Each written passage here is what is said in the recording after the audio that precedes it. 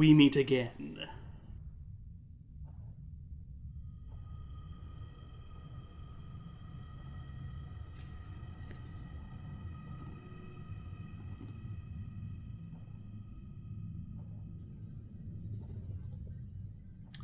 Hello, boredom, my old friend. Way back in my first year doing this show, I took a look at Gerry, Gus Van Sant's maddening schlup with Matt Damon and Casey Affleck across 3 countries and 4 deserts to tell the story of 2 guys named Gerry, who get lost in a desert. Gerry had kind of sort of become mimetically boring in my little community, with more than one reviewer using it as a punchline for obtuse artiness. But that was quite a while ago.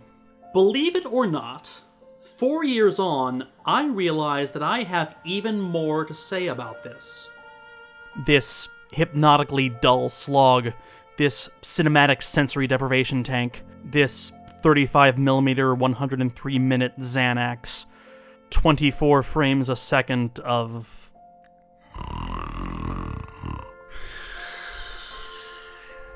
One of the things I find fascinating about this is that this movie didn't have to be told this way, because Gerry is based on a true story. In 1999, 2 Bostonians named Rafi Kadikian and David Coughlin got lost in Rattlesnake Canyon during a road trip across country.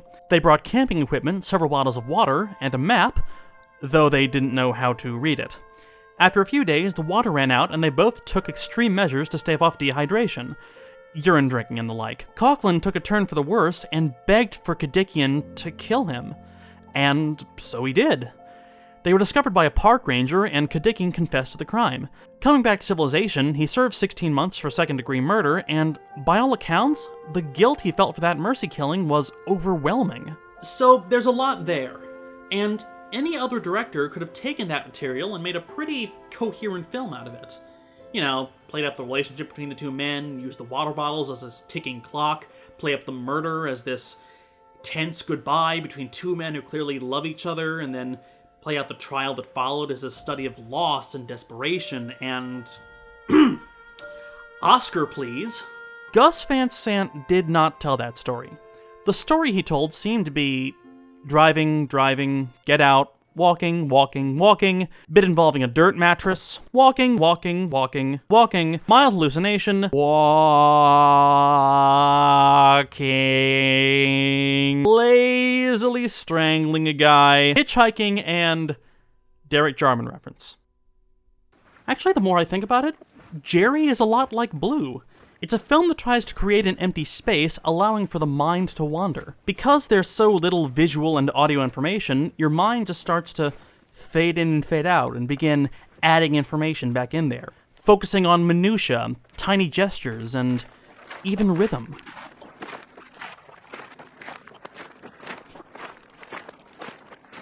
Come on, Eileen Toulouse, come on, Eileen Toulouse. Well, I'm stuck in Folsom Prison, and time keeps dragging on. Blue Canary in the outlet by the light switch, who watches over you.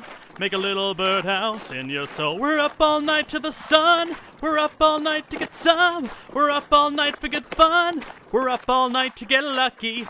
Daydream believer and a homecoming queen. I want all of your mind.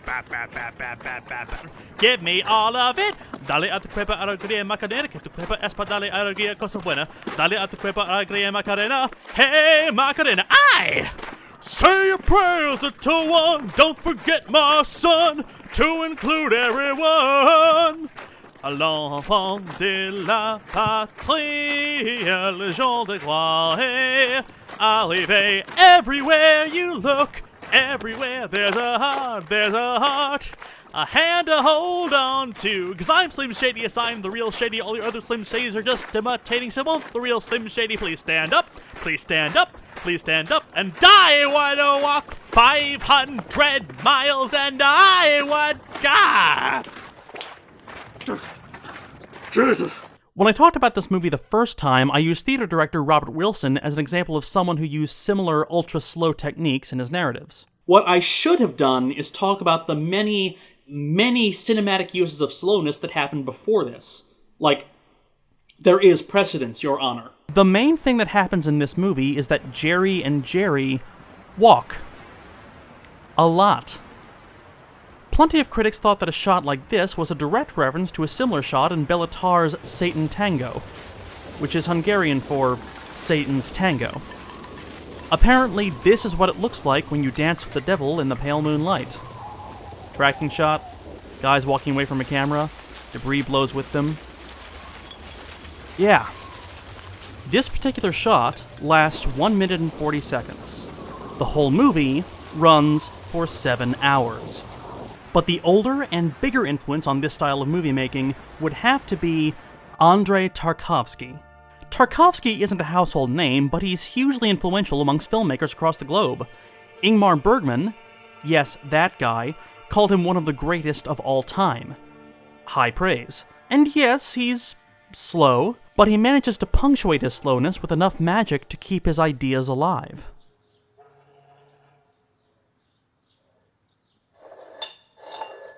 His style is maddeningly slow, but there's a method to his maddening slowness. Tarkovsky knew how to create an image. Like, I could show you brief snippets from his movies and just let you ooh and ah over how pretty they are. But his forte was the long take. Look at this final shot from his movie Nostalgia.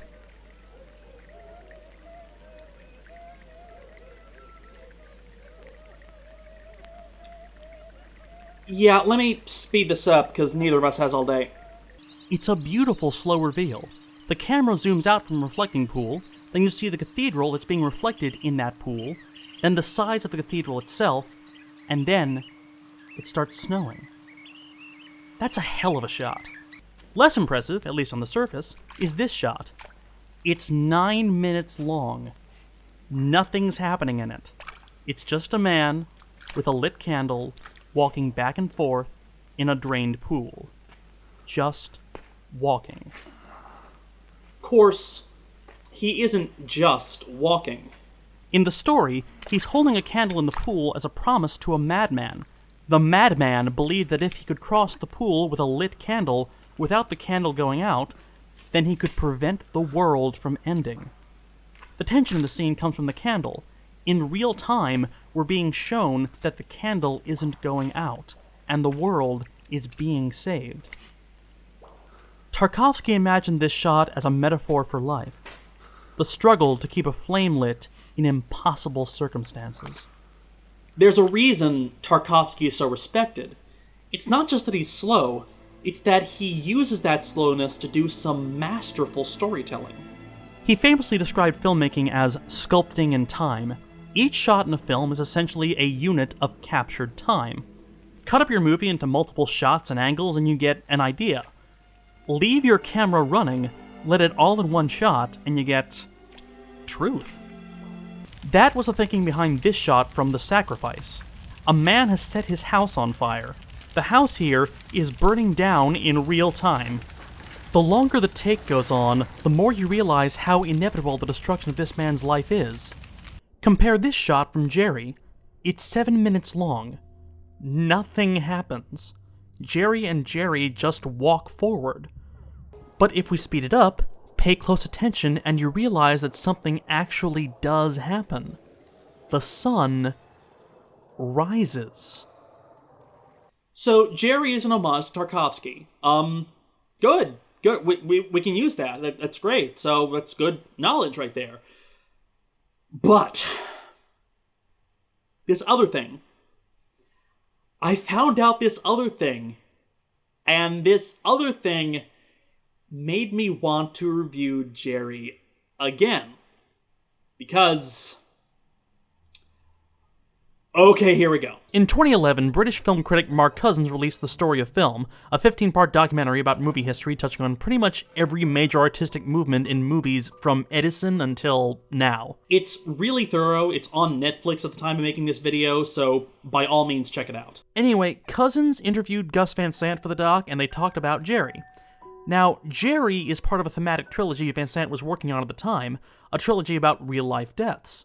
Gerry, based on the death of David Coughlin, Elephant, based on the Columbine shootings, and Last Days, based on the suicide of Kurt Cobain. Let's talk about Elephant. Now, after the Columbine shootings, America was rocked in this big national debate about why these kids in Colorado would be driven to kill everyone in their school. Of course, we're still having this debate, because it keeps happening, but that's another rant. Along with the very necessary discussions about how the country should deal with mental health care and gun regulation, there was also a discussion about video games. Specifically over whether or not video games were numbing their audiences to the idea of violence, because every work of art inherently has subtext because it presents a worldview that... Again, that's another rant. Gamers, hold your comments until the end of this video.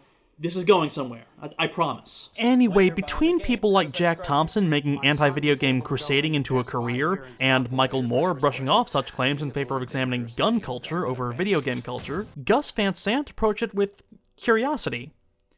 Innocence, even. Me playing video games was an effort for me to understand what was going on with the Columbine characters, because it was said that they had played video games, and so I didn't know what they were. And I had a computer, and my assistant said, oh, well, you can download the first level of Tomb Raider. And I was like, what's Tomb Raider? And he said, oh, that's just like a game, you know, it's like, there's lots of different games. I said, oh, there's different ones. Like, I didn't know. Casual! And so the video games were also informing, video games are often doing what we were doing in Gerry. To get from point A to point B, you have to actually travel there. You can't cut. Like in cinema, you cut to the new location. You actually like walk, like in reality. Because of that, I started thinking about like cinema like that. Guys, Gerry was directly inspired by Tomb Raider.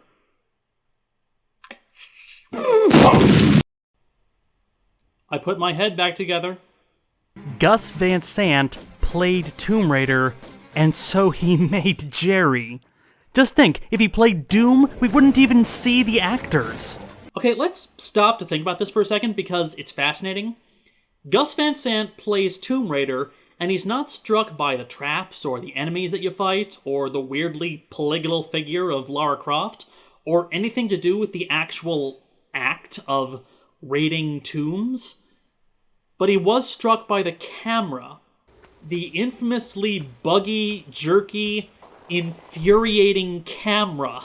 Again, there are other precedents, as I described before, and you could argue that Tarkovsky or Tar were the bigger influences, but then again, there is a scene in Elephant where some kids play a game that looks exactly like Gerry. But Van Sant is not wrong. There is something innovative in the way video games are told. If this was a movie, this would be pretty much one continuous shot. That's a unique way that video games tell their stories. And the more I thought about it, the more I realized that a lot of video games don't just use action to enhance your experience, but inaction as well. If we're going to talk about Gerry, I guess the obvious first comparison would be this indie game, Journey. Like Gerry, it's about someone's lonely walk through a desert towards a distant thing. Also like Gerry, it has multiplayer and jumping puzzles. There is a story, told dialogue-free, that you can only glean by playing. That stillness is required to help you learn why you're going towards the mountain, and why the landscape around you is so devoid of life. Stillness and environment as storytelling. Now, Journey came out in 2012, but this is not a new thing at all. Jump back 20-odd years and look at this game, Myst, the 1993 best-selling adventure game that plops you down onto a deserted island with nothing but buttons, levers, and books, some of which talk to you. The blue page! Some hardcore gamers called it a glorified slideshow, which, yes, is true. Most of the game mechanics are basically a PowerPoint presentation, but that lack of action, what Douglas Adams famously called a beautiful void, is essential to the experience. Myst is ultimately a game about finding the story within the game. You beat Myst by understanding the environment. And it's not just indie games that do this. Look at Skyrim! Extremely popular game in which you spend a good deal of time simply walking from place to place. Adventure! Sure, you can fast travel and bypass all that boring scenery nonsense, but then you'd miss out on the loot you find and the XP you gain and the mudcrab souls you steal. It's a long series of quiet moments leading up to the incredibly satisfying payoff of punching a dragon in its dumb face. But I think most viewers accept those moments of stillness in a game more than they do in a movie. Well, because you actually get to play a game. But even in that, those moments of stillness are often treated as a way to find the action. Here's nothing. Now go find something. And thus the game is played. But again, those moments of stillness, as in the films of Tarkovsky, are essential to the story. They illustrate something about the world they create. In Journey, you have to use precious material to get up the mountain, the same precious material that destroyed Journey's civilization. Those moments of quiet are constant reminders of the destruction wrought by this fallen land's greediness, and tacitly, by your own greediness. Myst is also post-apocalyptic in its own way. Each age of Myst was once heavily populated, until those men in the books, Cirrus and Aknar, killed them all. But you don't find that out until you bring them enough pages for them to speak to you clearly, until you've committed yourself to helping them. Because you need another person to talk to, you force yourself to help the people who killed every other person you can talk to. How's that for a glorified slideshow? And even Skyrim, for all of its monster battling, uses stillness to incredible effect in its storytelling. Consider your first climb up to the throat of the world to meet the Greybeards at High Hrothgar. That long, cold trek across frozen paths as you read about the history of the world, leaving you wondering what your destiny is, and what it means to be Dragonborn. It's the weight of the world on your shoulders. It's a beautiful, humbling experience. It often feels like gamers and game marketers alike love to emphasize the action side of games, but gaming need not be a simple, shallow power fantasy.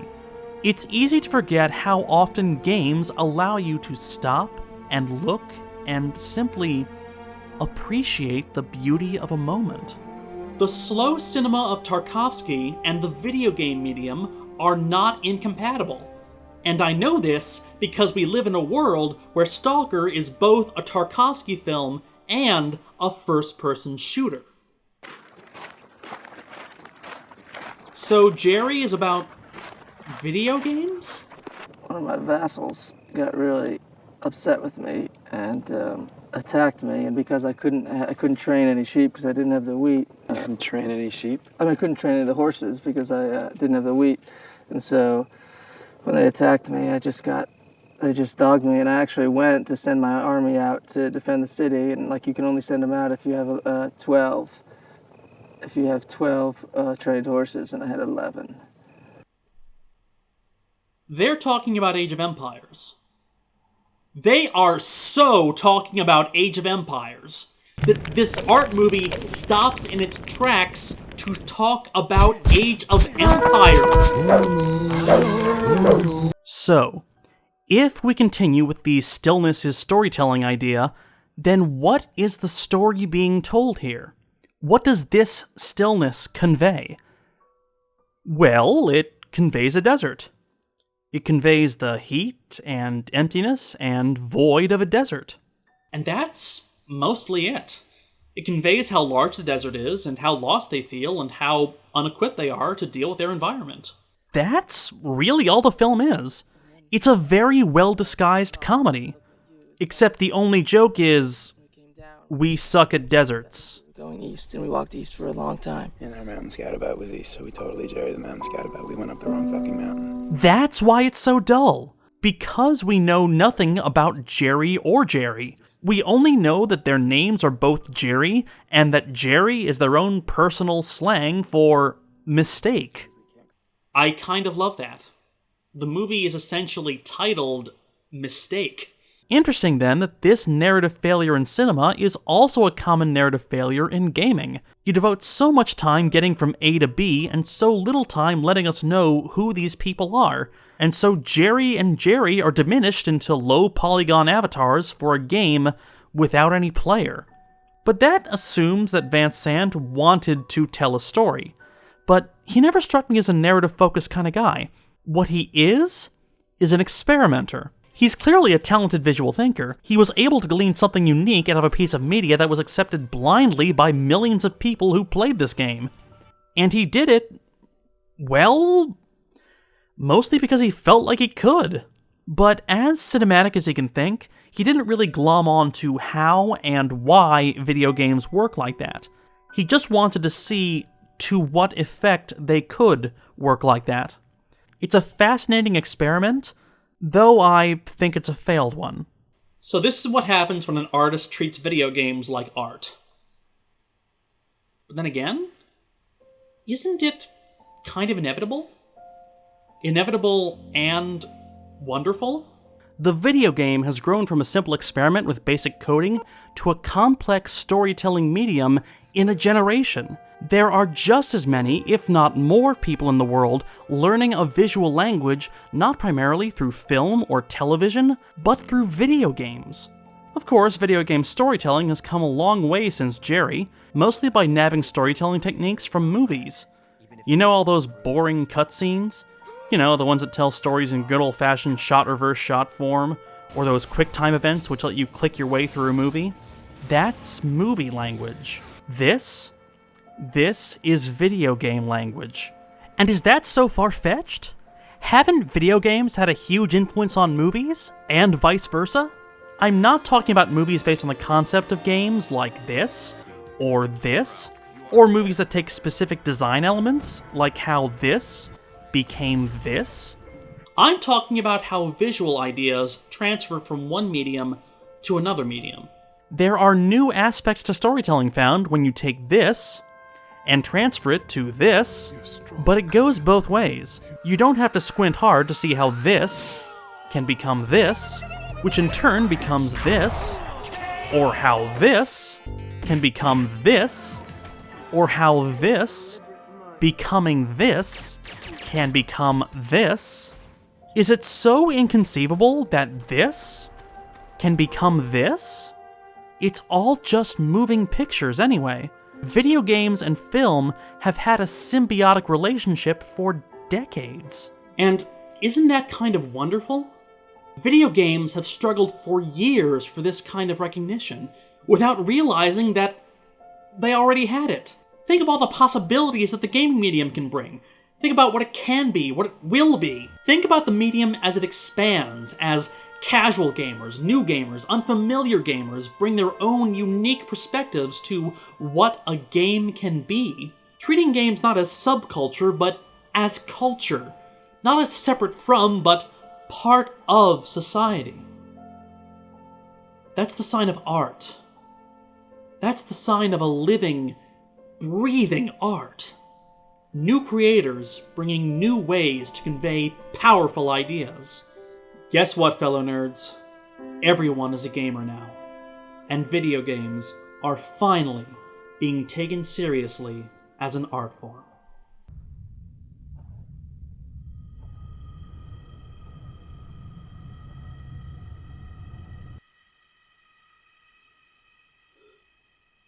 Are there cheat codes for this? Open up a beer and you say get over here and play a video game.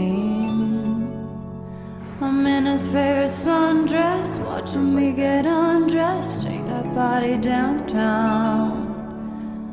I say you the bestest, leaning for a big kiss, put his favorite perfume on, go play a video